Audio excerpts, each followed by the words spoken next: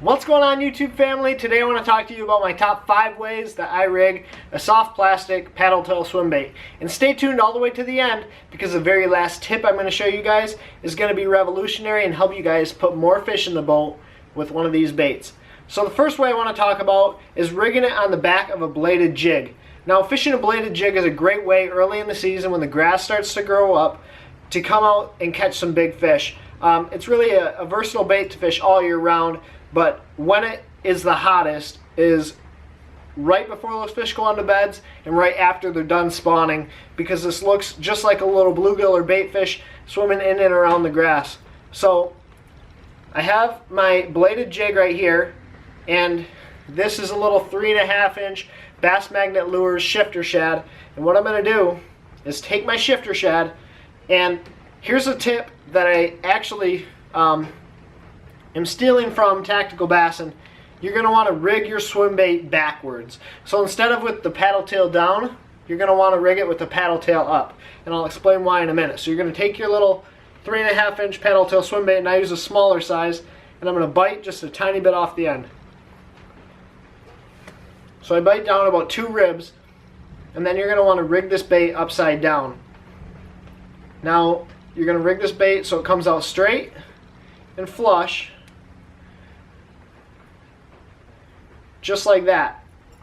So then when your jig's sitting there, you have your paddle tail upside down. But what that's going to do is allow this bait to swim a lot more naturally with that blade. When you have the paddle tail rigged down, like downwards, the tail's going to want to kick at the speed that the tail's supposed to kick at, and the blade's going to be moving at a totally different speed. When you rig it this direction, what will happen is that blade is going to displace water, so not as much water is going to get to the tail. But the tail is actually going to kick then at approximately the same speed as the blade, depending on how that water is flowing around the blade. So you're going to rig your little Bass Magnet Lures 3.5 inch shifter shad upside down, and that's an effective way to catch fish early on in the season. My second way that I rig this bait to throw it around grass or heavy cover, especially when I'm fishing shallow for those bass, if they don't want something as aggressive as a chatterbait, I'll rig it on a little weedless belly-weighted swim bait hook. Now, when I'm fishing a belly-weighted swim bait hook, I typically don't go over 3/8 of an ounce. A lot of times I'm fishing this bait relatively shallow, so I don't need to have a big 1/2 or 3/4 ounce belly-weighted swim bait hook.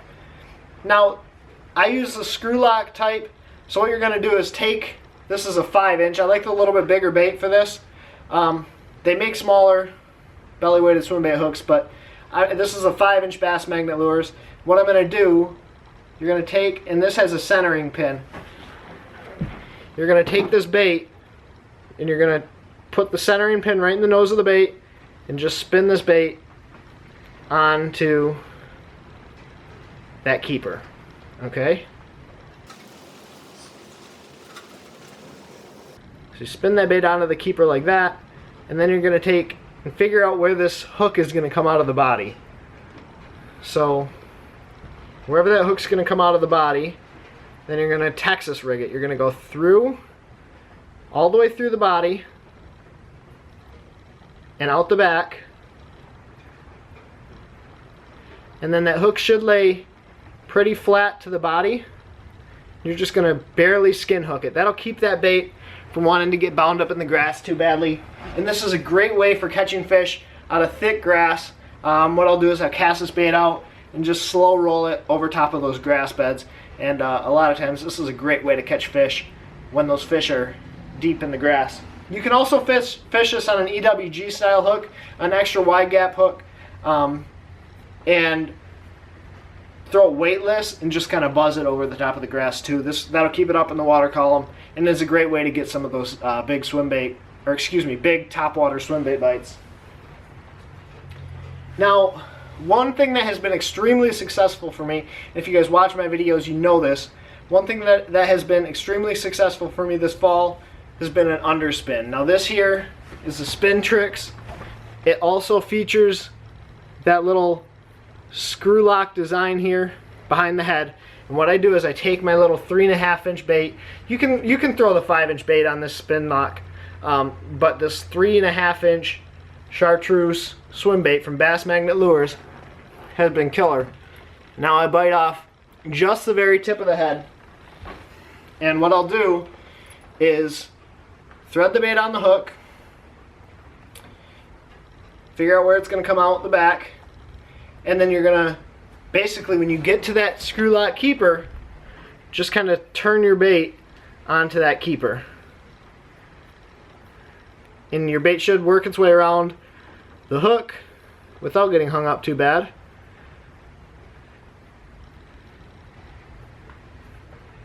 When you do that, that's what your bait will look like at the end of the day. And this is a great way to catch fish when that water is a little bit cooler. I'll throw this early season, or I'll throw this late in the fall, and this blade just gives those fish a little bit something extra to look at. Now this is a 1/2 ounce head.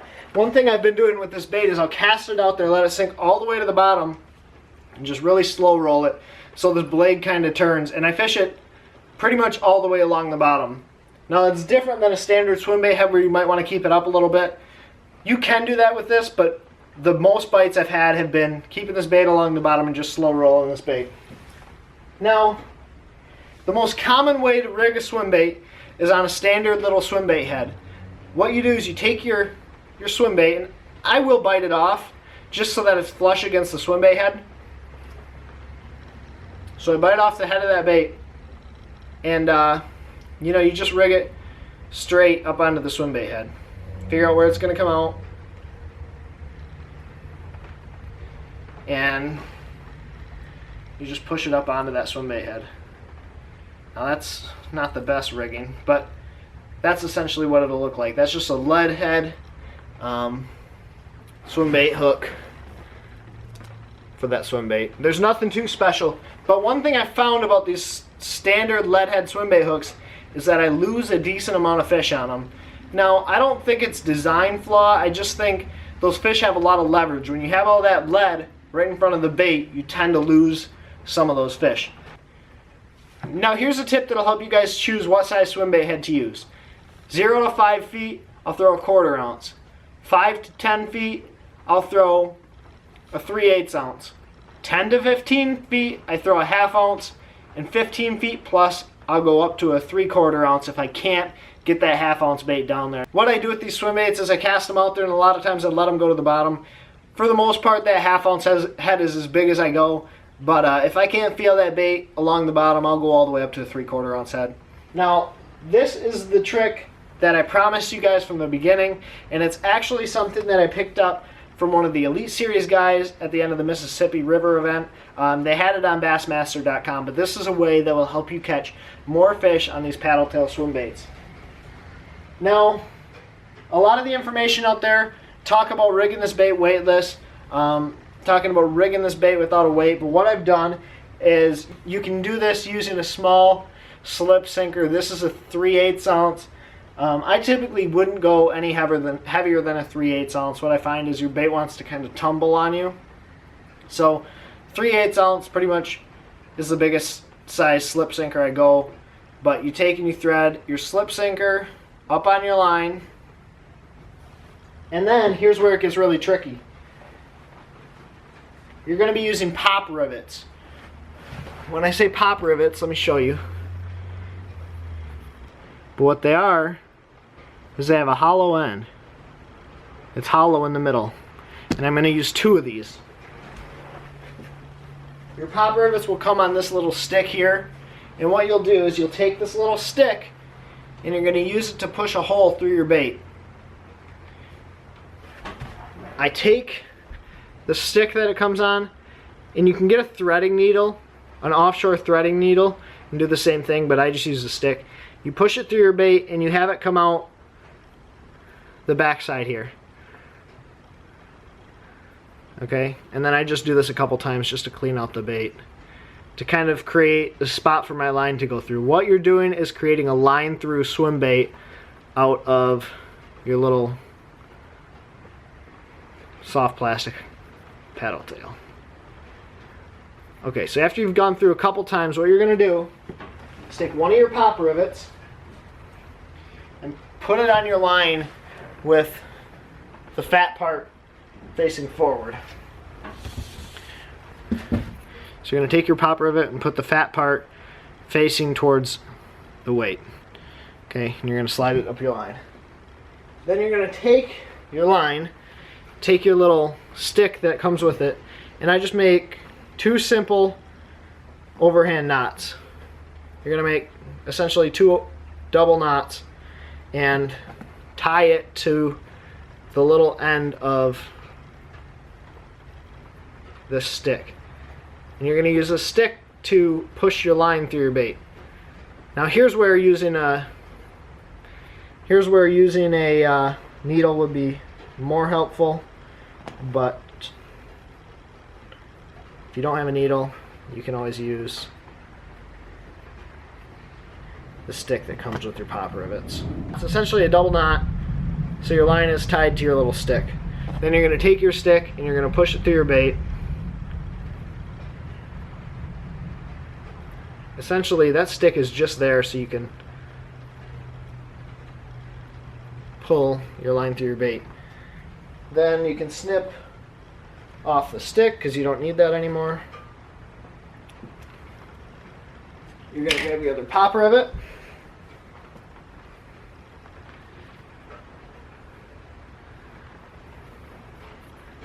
Slide it up your line. This time with the hollow tube part first. And now here's where it gets all fancy. You're essentially going to use these tubes to make a line through. And after I do this, I'm going to show you guys a close-up. You're just going to push this into the back of the bait. And all this is going to do is keep that bait from ripping too badly when you catch fish on it. So there's the back end, and then you're going to take the pop rivet in the front and do the same thing. You're going to push it into the nose of the bait. And that's going to keep the bait from wanting to rip on you. Now your bait obviously is not going to slide nearly as smoothly as a normal line through, but it will still move up and down your line for you. Then,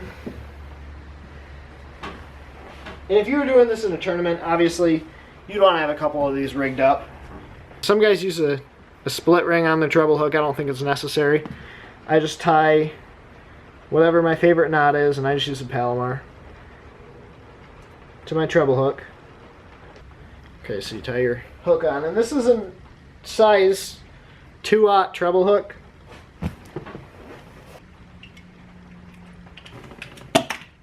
To finish it off, all you're going to do is take your treble hook into your back of your bait, take one of the points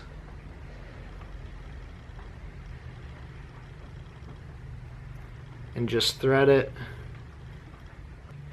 into your bait like that. So when you're done, this is going to be your rig right here. Now a lot of guys rig this bait without a weight on it. I think it runs truer without a weight, but if you want to get this bait down, you need to have a weight on it. So essentially you've made now a line through swim bait, which just what this does, the reason this is so effective is it basically eliminates all of the fish's leverage on your hook. Because when you set the hook, this hook comes out of the back of that bait and that swim bait will pull away from the hook. Okay, so then that fish doesn't have leverage to throw your hook. That's why the hookup ratio is so good with this style of rigging method. So if any of you guys have a way to improve that rig I just showed you, so that way it doesn't want to spin when you have it rigged with this Texas rigged slip sinker, please let me know in the comment section below. If you guys enjoyed this video, please give it a thumbs up. If you haven't yet, click the subscribe button down below. Go check out some of my older videos and add me on Instagram, Snapchat, Twitter, Facebook. All the links to that are in the description below. And as always, guys, take care, tight lines, God bless.